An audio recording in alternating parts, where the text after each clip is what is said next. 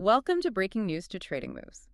Glad to be here. So you are joining us today to walk through a major headline and, well, really examine the specific winners and losers that emerge from it. Right. And right at the center of the financial conversation today is SK Hynix.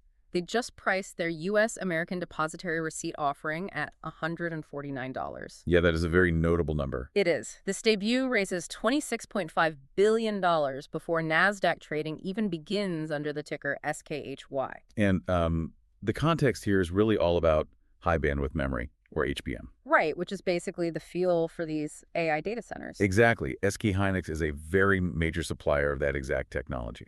And demand for these shares was reportedly more than 7 times the shares that were actually available. Wait, 7 times? Yeah, 7 times oversubscribed. It just shows how eager institutional buyers are to get exposure here. So why does this specific Nasdaq debut matter for the broader market? I mean, we constantly see investors questioning whether hyperscalers can actually maintain their current pace of AI spending. Yeah, that capital expenditure debate is definitely hanging over the tech sector right now. But, an offering that is 7 times oversubscribed, it tells us exactly where the money is placing its bets.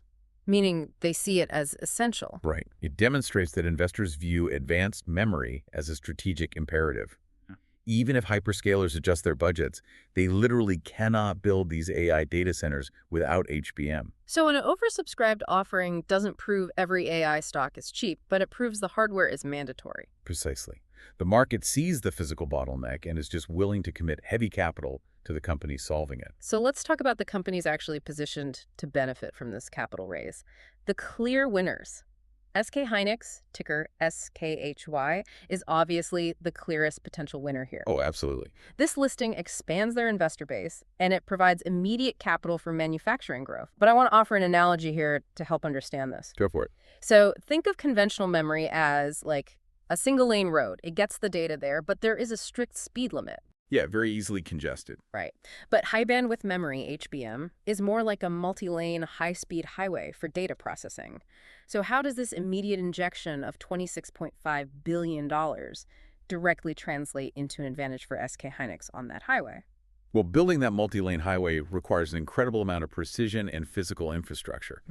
You are stacking silicon wafers and basically drilling microscopic elevator shafts through them. Wow, microscopic elevators. Yeah, it's called through silicon vias. And doing that at scale is incredibly capital intensive. So that $26.5 billion, it provides the necessary funding for manufacturing expansion. It's pure manufacturing fuel. Exactly. It ensures SK Hynix can actually meet the intense demand coming from those AI data centers. Which brings us to another winner in this space, Micron Technology, ticker MU. Right. Micron definitely benefits here too. Because they also produce high bandwidth memory, right? So they benefit from the renewed attention on HBM demand. Yeah, and more importantly, they benefit from the higher valuation benchmarks that this SK Hynix debut just set. When the market prices SKHY at a premium, it naturally lifts the valuation floor for Micron as well. Makes sense. Now, expanding manufacturing requires specialized physical tools. So let's move logically to the supply chain winners, the companies that actually build those tools. Right, the equipment makers. Semiconductor equipment makers like Applied Materials, ticker AMAT, and Lam Research, ticker LRCX. Because to expand HBM capacity, you need deposition, etching, and advanced packaging equipment. You need a lot of it, yeah. But I see a potential timing gap here. Raising capital happens in a day. We just saw that. Sure. But building these actual factories takes a lot of time. So how quickly do companies like AMAT and LRCX actually see their order pipeline strengthen? That is a great question. So while the physical factories do take years to build, the orders for those deposition and etching tools, they have to be placed well in advance. Because you can't just buy them off a shelf. Exactly. They take months to manufacture. So equipment manufacturers could see their order pipeline strengthen rapidly as SK Hynix deploys this newly raised capital. So the stock market is forward-looking. The analysts are modeling those orders right now. Right. And beyond the equipment makers, you also have the AI processors and networking companies. Nvidia, ticker NVDA, and Broadcom, ticker AVGO. Because those advanced accelerators need massive amounts of fast memory. Yeah. Right now, there are bottlenecks across these AI systems simply because there isn't enough HBM.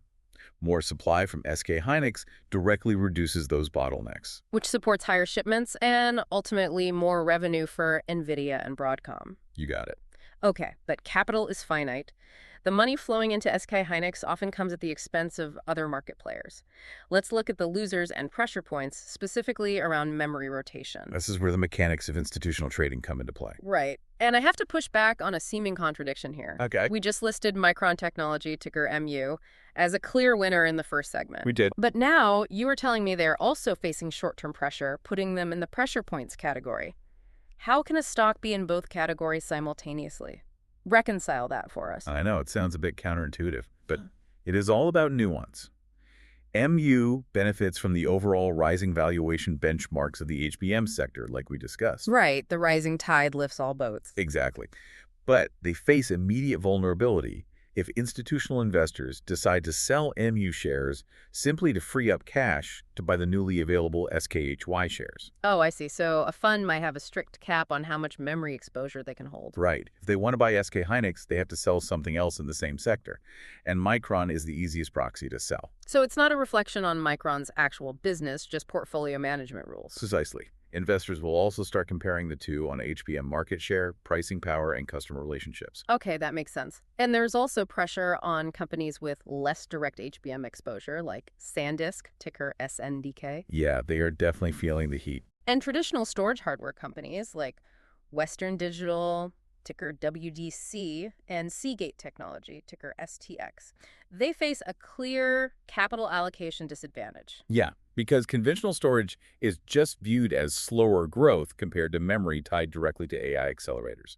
The SK Hynix debut really reinforces that investor preference for AI memory over standard flash storage. So the market is just starving the slower growth areas of fresh capital. Basically, yes. Let's move from the memory components to the hardware companies attempting to build the final systems, the server manufacturers. This is a really tough spot for them right now.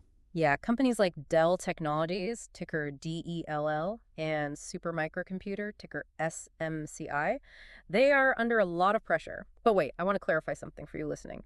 The demand for Dell and Supermicro products is exceptionally high right now, right? Very high. The demand is not the issue at all. Okay, so the penalty here isn't a lack of customers. It's the operational headache of waiting on these HBM parts to finish building the product. That is exactly it. They benefit from overall AI demand, but the HBM shortages delay the complete server systems. Because new capacity takes time to build. Right.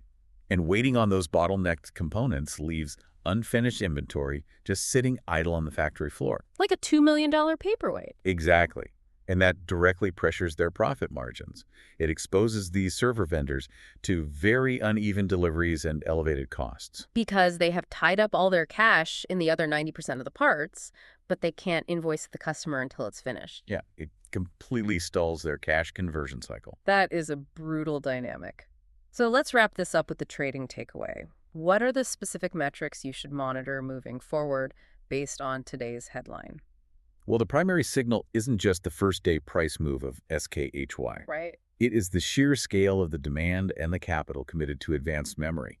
A strong debut lifts sentiment across HBM, semiconductor equipment, and AI infrastructure. And a weak debut would have warned us that chip valuations are ahead of near-term fundamentals. So for a specific monitoring strategy, watch SKHY against MU monitor AMAT and LRCX for evidence that the $26.5 billion actually turns into equipment orders. Yep, watch those order books closely. And watch NVDA and AVGO as their bullish case relies entirely on memory supply growing fast enough to support their accelerator shipments. Right, they need that memory supply to clear their own bottlenecks. Which brings up the core trade tension. Scarcity supports pricing power right now, but expansion creates growth while raising the risk of excess capacity later.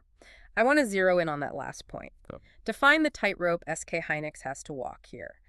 How do they increase their supply to capture growth without accidentally destroying the very pricing power that makes this current memory cycle so profitable? It is a very precarious tightrope. So this is the classical semiconductor boom and bust cycle. The bullwhip effect. Right. They have extreme scarcity, which gives them immense pricing power, but they are raising capital to build more factories. And presumably all their competitors are doing the exact same thing.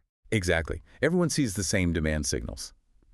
But because factories take years to build, by the time all this new supply hits the market, the demand might have cooled off. And suddenly you have a massive oversupply. Yeah, the pricing power collapses. So the ultimate trade relies entirely on timing when that newly built supply finally catches up with the demand. Which leaves us with a final thought for you to ponder.